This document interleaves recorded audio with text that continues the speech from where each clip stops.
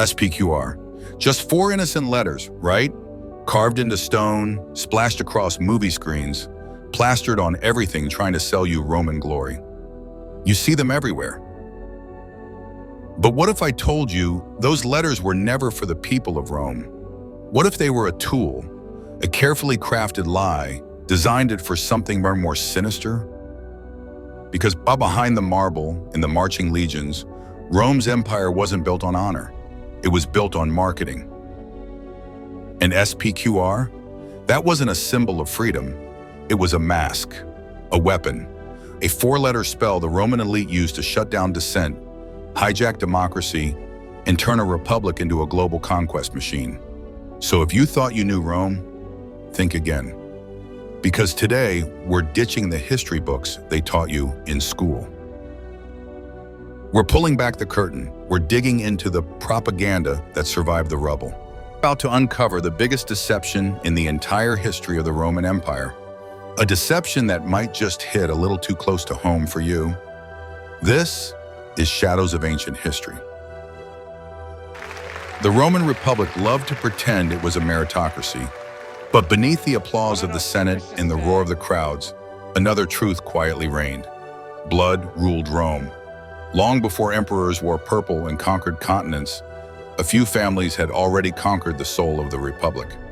They bore names like Cornelii, Claudians, Fabians, and Julii.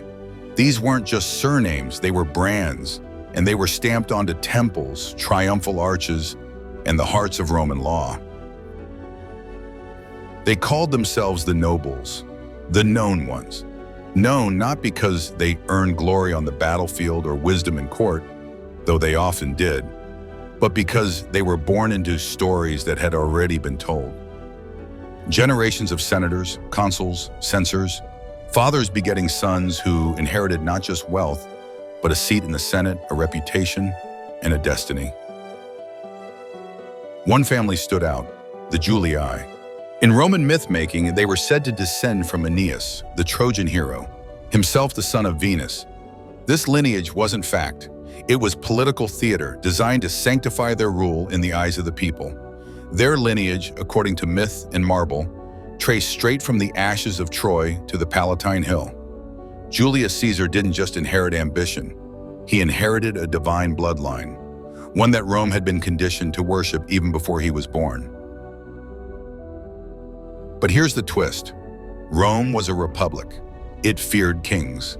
After expelling the Tarquins, Rome swore it would never be ruled by blood again. So these families adapted. Instead of crowns, they wore togas. Instead of thrones, they claimed the curule chair. Power had to be dressed as service. Authority had to kneel before tradition. Even as they amassed wealth and loyal legions, the Roman elite carefully masked their dynastic ambition behind the public language of libertas, freedom. Yet everything in the Republic, from elections to military commands, was tilted in favor of those with names carved in history. The cursus honorum, or course of honors, was supposed to be a ladder of merit.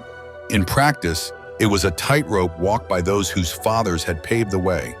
Historians still debate whether the Republic's political system was ever meant to be fair or merely performative. Cicero, a new man without noble blood, reached the consulship through oratory brilliance and shrewd alliances. But even he confessed, birth mattered more than talent. Marriage was another weapon. Alliances weren't forged on battlefields, but at banquets. The Claudians married the Livians. The Fabians merged with the Aemilii, and each time the blood of Rome thickened behind closed doors. A strange detail often overlooked. Roman women of these houses were rarely mentioned by name in public records. They were cataloged as wives, daughters, or mothers of important men. And yet behind the scenes, they were the genetic architects of the elite. Her womb carried not just heirs, but history. Perhaps the most revealing case is that of Cornelia, mother of the Gracchi brothers. Though her sons would later challenge senatorial corruption, it was Cornelia, daughter of Scipio Africanus, who shaped their values. Her letters, preserved in fragments, hint at a woman fiercely aware of lineage and legacy. Not a senator, not a soldier. Yet her bloodline made waves that would shake the Republic. There's a haunting irony here. The more Rome expanded, the smaller its ruling circle became. With every new conquest, from Carthage to Corinth, the Senate grew richer, but not broader. New money flowed into the city, but old names held the gates. It was said that fewer than 20 families controlled most of the Republic by the time Caesar was born. And here's something even stranger. Many of these names survived crises that should have destroyed them. Civil wars, proscriptions, assassinations. Yet somehow the same families reappeared on the Senate rolls generation after generation. Like ivy clinging to stone, they endured. Some details, like the curious mixtures used by Roman soldiers in Egypt, linger in history's margins. But far more enduring are the dynasties they left behind. Because Rome didn't just conquer lands, it colonized memory. When Julius Caesar stepped onto the stage, he did so with centuries of myth behind him. His name wasn't just recognized, it was sacred. And when he crossed the Rubicon, it wasn't just a general defying the Senate, it was the embodiment of an old bloodline reclaiming destiny. But even Caesar, with all his ancestry and ambition, would face the same paradox that haunted every Roman elite: how to seize power without looking like a king. Because in Rome, tyranny wore many faces, but the people still believed in the Republic, or at least they believed in the illusion of it. And so, the bloodlines behind the laurel wreath learned to rule not with force, but with theater. They mastered the art of giving speeches about freedom while building empires behind closed doors. They cloaked ambition in ritual. They weaponized tradition, and as we'll soon see, that illusion would carry them through the death of the Republic itself. The Ides of March are famous for what they ended, but they also mark what began: a seamless transformation from republic to monarchy, without a crown, without a coronation, and without a single family ever needing to surrender power. After Julius Caesar's assassination, Rome entered a storm of civil wars. Blood soaked the Senate floor, not just in literal terms, but in the form of shifting allegiances, broken oaths, and the violent resorting of power. Yet through it all, the names remained.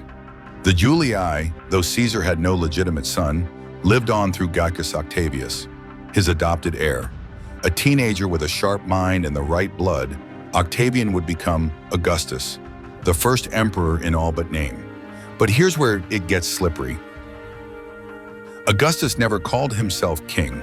Instead, he took on titles like princeps, first citizen, imperator, and pontifex maximus. These were roles with roots in the Republic, harmless, familiar, but combined, they allowed him to accumulate absolute power, while preserving the illusion that SPQR still ruled. The Senate continued to meet. Laws were still passed, elections still occurred. But behind the marble columns, Rome had changed, forever. And the old bloodlines, they didn't vanish, they adapted. Rather than resist the new order, most elite families absorbed into it. Marrying into the Julio-Claudian line became the fastest way to secure favor, land, and legacy. The Claudii, the Livii, the Domitii, all once fierce defenders of the Republic, now became architects of empire. Their sons commanded provinces, their daughters became empresses, and their names continued to echo across the marble. Historians still debate whether Augustus's reforms were sincere efforts to stabilize Rome or a masterstroke of political theater. He restructured the military, limited senatorial power, and gave the people bread and circuses. But perhaps his most enduring legacy was one of continuity, making the fall of the Republic feel like a natural evolution, not a betrayal. Here's the strange part. Even as emperors changed, some benevolent, some deranged, the senatorial class stayed largely intact. Nero, infamous for his excesses, was born of both the Domitii and the Aenobarbi. Caligula traced lineage to both Augustus and Mark Antony. And even after the Julio-Claudian line imploded, new dynasties emerged: Vespasian, Trajan, Hadrian. each bringing with them their own blend of ancestral pride and political maneuvering. This wasn't monarchy as the world knew it. It was something far older, closer to priesthood, a divine lineage passed not just by blood, but by myth. Consider the gens Flavia, which gave rise to Vespasian and his sons. Though of lower origin compared to the Julii or Claudii, they rapidly embedded themselves in Rome's noble DNA. How? Through calculated marriage, military loyalty, and the revival of public works drenched in old symbols. SPQR still appeared on many public works: arches, aqueducts, grain distributions, especially those nominally authorized by the Senate. It whispered, "The Republic lives," even as emperors consolidated unchecked power. But behind the scenes, an invisible nobility governed. These families owned the villas on the Palatine. Their slaves managed the imperial archives. Their sons trained in rhetoric and swordplay at the same academies as the princes. One lesser-known detail: many of these elites, especially under the emperors, avoided military command, not out of cowardice, but calculation. Military victories brought fame, and fame brought danger. Under emperors like Tiberius and Domitian, fame could be fatal, so the smart families shifted focus to administration, law, and priesthood, quiet forms of control, durable ones. And while emperors came and went, some falling to daggers, others to madness, the senatorial bloodlines endured. Like shadows on the wall of power, they never fully disappeared. Even stranger, many of these families began collecting ancestral masks, imagines, and displaying them during funerals. These weren't mere portraits. They were wax faces, molded from the deceased, worn by actors in processions. A reminder to the living, this is not a single death. This is the death of a chapter in an eternal book. The name lives on. Rome, at its core, had become a theater of remembrance, and these bloodlines were its playwrights. A curious event underscores this continuity. In 148 CE, under Antoninus Pius, Rome celebrated the 900th anniversary of its founding. Lavish games, sacrifices, reenactments of ancient rituals.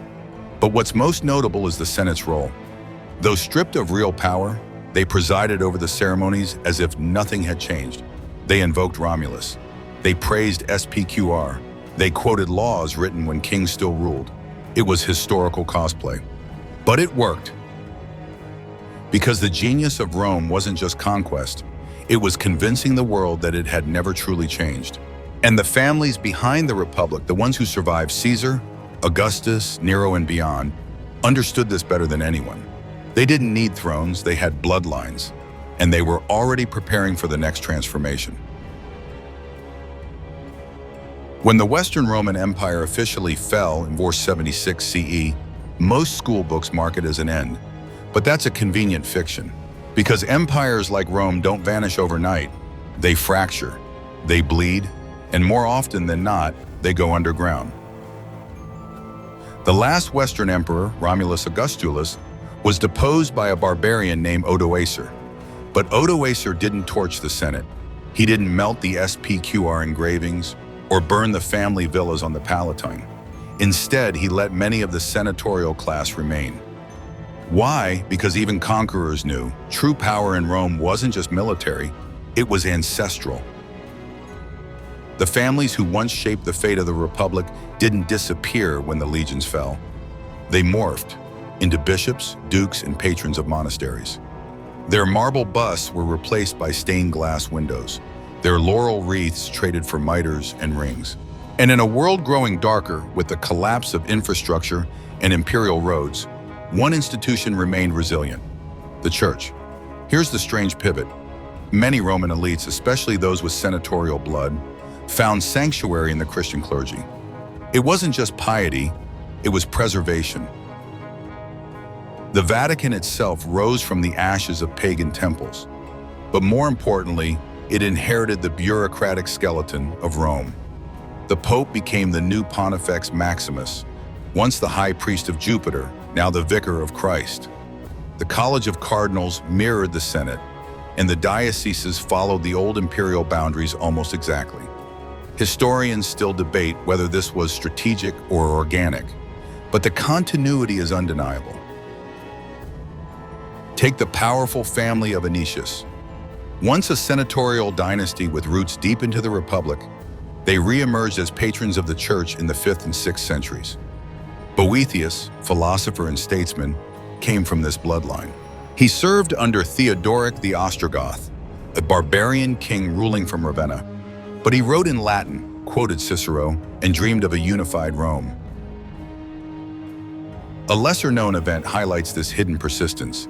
In 508 CE, a delegation of Roman nobles traveled to Constantinople, seeking imperial recognition from the Eastern Emperor Anastasius. Their clothing? Traditional senatorial robes. Their language? Latin. Their argument? That they still represented the West. Even in exile, the Senate claimed continuity, and Anastasius responded by giving them titles. Because in the East, Byzantium, the Roman identity never died. It simply changed its accent. The Byzantine emperors called themselves Basileus ton Romaeon, Emperor of the Romans. They saw themselves as the direct descendants of Augustus and Constantine, and they knew titles could outlive armies. Which brings us to a strange echo, the Komnenos dynasty of Byzantium. Emerging in the 11th century, the Komnenoi claimed noble Roman lineage, though they ruled a Greek-speaking empire centered in Constantinople. They revived the imagery of the Caesars, minting coins with Latin inscriptions and imperial iconography reminiscent of ancient Rome, even if not directly using SPQR, and married into Latin aristocracies. Anna Komnene, daughter of Alexios I, wrote a detailed history of her father's reign, full of references to ancient Roman ideals. She didn't see her father as a medieval monarch. She saw him as a Roman emperor, pure and undiluted. But while Byzantium preserved the outer shell of the empire, something more subtle happened in the West. As Europe plunged into the feudal age, Roman blood quietly pooled in unexpected places. Germanic courts, Frankish palaces, and, most enduringly, within the Holy Roman Empire. Charlemagne, crowned emperor by the Pope in 800 CE, was not Roman, but the crown he wore claimed Roman legacy. The title Emperor of the Romans was revived, not to reflect political reality, but to invoke ancestral legitimacy. And many of the noble houses who supported him, they traced their lineage, often creatively, back to the senatorial families of the late empire. The House of Colonna, the Orsini, the Massimo family. These weren't medieval inventions. They were names rooted in Rome's aristocratic past, and they held on to that identity like a torch in a storm. Even stranger, these families began embedding their influence into the very architecture of power. Look closely at the Vatican. Behind its walls, in archives and family tombs, lie the insignias of these ancient houses. Pope Martin V was a Colonna. Pope Nicholas III came from the Orsini. And the Massimo family, to this day, claims unbroken descent from the gens Fabia, a name etched into Republican war records. It's as if the fall of Rome didn't scatter its elite, but spread their seeds across Europe, through monasteries, marriages, and Machiavellian politics. This quiet survival strategy ensured that the blood of the Republic flowed into the bloodstream of modern Europe. Kings rose and fell, languages shifted, but behind the thrones, Roman names whispered, and in one eerie example, that whisper turned into a roar. In 1356, the Holy Roman Emperor Charles V issued the Golden Bull, a foundational document for imperial governance. One of its central claims? That electors and princes derive their authority from the Roman tradition, not from conquest, not from divine right, but from the Senate's spirit. It was a ghost of SPQR, trapped in parchment. By this point, the legacy of the Roman Empire had already seeped into medieval law, papal ritual, and the DNA of Europe's noble class. The Republic was dead, but its bloodline was not. And in the next act of this strange survival, it would return to the surface, shimmering in Renaissance gold. By the 15th century, Rome was no longer an empire, but it was about to become an idea, a revival. a resurrection in marble, oil, and myth. And at the center of that Renaissance bloom stood the same ancient families, now clothed in silk instead of togas, speaking Italian instead of Latin, but still dreaming in SPQR. The Renaissance didn't just rediscover Roman art and philosophy, it reignited a thirst for Roman blood. To be noble wasn't enough. One had to be ancient. One had to be Roman. So the great houses of Italy and much of Europe reached back into history, brushing the dust off family trees that supposedly traced all the way to the Republic. The gens Cornelia, the gens Julia, the Claudii. Even if the lines were exaggerated, forged, or wishful, they were declared with pride. One of the most visible examples, the Della Rovere family. Originally obscure, they ascended to power when Francesco della Rovere became Pope Sixtus IV. To solidify their claim to Roman greatness, they began commissioning artworks, buildings, and genealogies, connecting their line to noble Roman ancestors. The Sistine Chapel, ironically, wasn't just a monument to God, it was a monument to the Roman rebirth of the Della Rovere name. Even stranger, the Pope's personal seal included oak leaves, a callback to the oak wreaths worn by victorious Roman generals.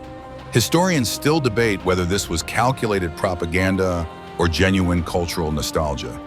But one thing is clear, the Renaissance elite were not content to be of their time.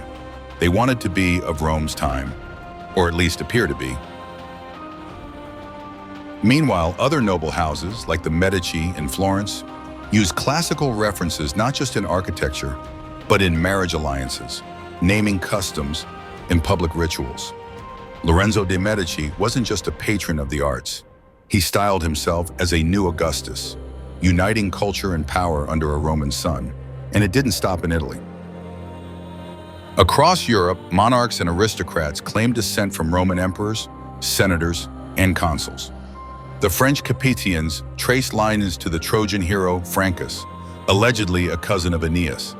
The Habsburgs surrounded themselves with Roman symbolism, even adding the double-headed eagle, an echo of the Eastern Roman Empire, to their imperial seal. One strange event stands out. In 1512, during the Fifth Lateran Council, Pope Julius II, himself a Della Rovere, positioned the Roman Church as the true heir to imperial Rome. Whether through symbolic rituals or papal architecture, the papacy began to present itself not only as a spiritual power, but as the last Roman institution standing. The papacy, he claimed, had inherited both the throne and the bloodline of empire. This wasn't metaphor, it was politics in the costume of myth. Which brings us to a curious architectural flourish, the revival of SPQR itself. In the Renaissance, SPQR inscriptions began reappearing on new buildings in Rome. Not just ancient ruins, but modern facades. Bridges, fountains, and public halls bore those four letters. It was as if Rome itself was waking from a coma, remembering what it once was, and pretending it had never fallen asleep. But there was a problem. The Republic never really returned. The Senate was gone. The emperors were ashes. Yet SPQR was everywhere, on official papal documents, on Roman coins, even carved into the bronze base of new statues in St. Peter's Square. Why? Because the symbol had outlived its system, and now it served a new purpose, to wrap modern power in ancient legitimacy. The entire history of the Roman Empire had become a canvas, and everyone, popes, kings, bankers, even artists, wanted to paint themselves onto it. In Florence, Machiavelli, writing the Discourses on Livy, argued that the Roman Republic contained the purest form of civic virtue. He wasn't trying to recreate the empire. He wanted to revive its structure of competing forces, tribunes, consuls, and senates. But even his model had a flaw. It assumed that the modern elite would act like the ancient elite. They didn't. Instead of building republics, Renaissance nobles built dynasties. The Borgia, the Sforza, the Medici, names that still echo, used Roman imagery not to inspire liberty, but to justify control. They quoted Cicero while poisoning rivals. They sponsored Virgilian murals while consolidating banks and armies. And yet, amid all this manipulation, the bloodlines endured. Some Roman families never left the city. The Massimo clan, claiming descent from Fabius Maximus Cunctator, continued to live in Rome, generation after generation, holding titles, estates, and Vatican favor. By the 17th century, they hosted kings in their palaces and were called princes of the Holy Roman Empire, all without ever wearing a crown. There's even a haunting rumor that the Vatican maintains a private ledger of ancient bloodlines, a silent register of names that still hold invisible keys to ceremony, succession, and control. No one has ever proven its existence, but the persistence of certain surnames in Vatican diplomacy is hard to ignore. One forgotten event: during the Napoleonic occupation of Rome in 1809, many noble families fled, but not all. A few stayed, quiet, watching. When the French left, they re-emerged, like ivy reclaiming stone. They had learned long ago how to survive emperors, because they were Rome. Not its soldiers, not its laws, its blood. And that blood was now flowing into the foundations of the modern world. Walk the streets of Rome today and you'll still see it, SPQR on manhole covers, park benches, city buses. At first glance, it seems like nothing more than a nostalgic flourish, a tribute to a long-dead republic. But look closer, because beneath the modern scaffolding of democracy, capitalism, and global institutions, the fingerprints of Rome's ancient bloodlines haven't vanished. They've gone quiet, strategic, and in many places, they've simply changed form. By the 19th and 20th centuries, the world no longer needed emperors. It had presidents, prime ministers, and corporate boards. But power still whispered in corridors lined with portraits, in crests etched above private banks, in the founding papers of transnational organizations. And some of those crests, believe it or not, still bore the laurel. The Massimo family, still active in Italy. The Colonna, hosting state officials in their palaces. The Orsini, with members in high diplomatic positions well into the 20th century. These names didn't just survive, they adapted. One obscure yet telling detail: during World War II, there are accounts, though largely anecdotal, that certain noble Roman families were quietly exempted from conscription during the fascist era, their heritage deemed part of the capital's living monument. They were, in legend, if not in law, too Roman to draft. Meanwhile, across the Atlantic, a different kind of lineage began echoing old patterns. The founding fathers of the United States drew heavily from Roman symbols: the Capitol, the Senate, the eagle. Even the fasces, those bundled rods symbolizing magisterial power, appeared behind the speaker's podium in Congress. But it wasn't just symbolic. Many of these men were members of secret societies that traced symbolic ancestry back to ancient Rome. Take the Freemasons. Though not a bloodline in the biological sense, many of their rituals, titles, and beliefs are modeled after Roman ideals of civic virtue and order. The supreme architect echoes Roman lawgiver archetypes. The use of Latin mottos, laurel imagery, and republican oaths is no accident. Historians still debate whether these echoes are deliberate attempts to preserve Roman governance, or simply the inevitable recycling of classical aesthetics. But then again, symbols don't survive by accident. Here's where it gets stranger. In the world of finance and elite politics, family matters.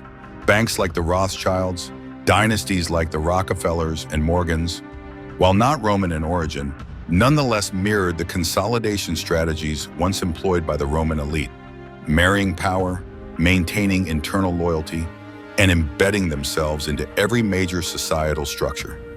And in Europe, whispers of Roman legacy still hover in the background of aristocracy. The Habsburgs, now mostly symbolic, still make public appearances with references to their Roman imperial heritage. The Vatican continues to anoint popes under rituals with clear Roman bones.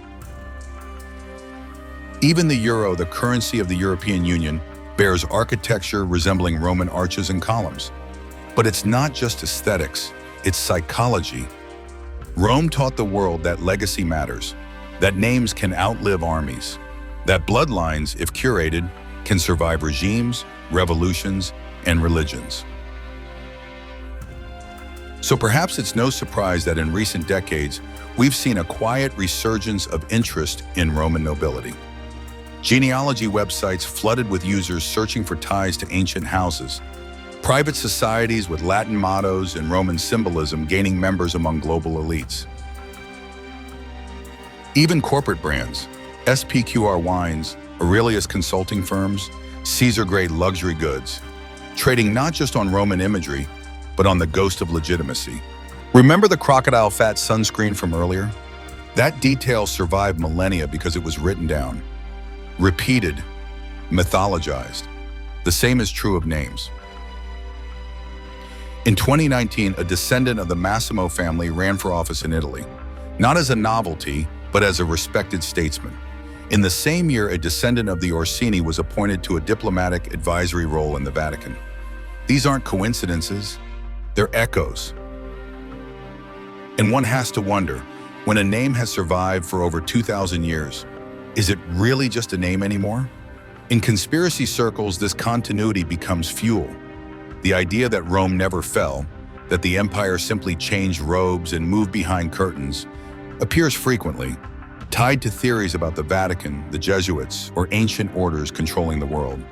While many of these ideas lack evidence, they reveal something deeper, a collective memory that refuses to die. Because Rome was never merely a place. It was a system designed to survive its own collapse.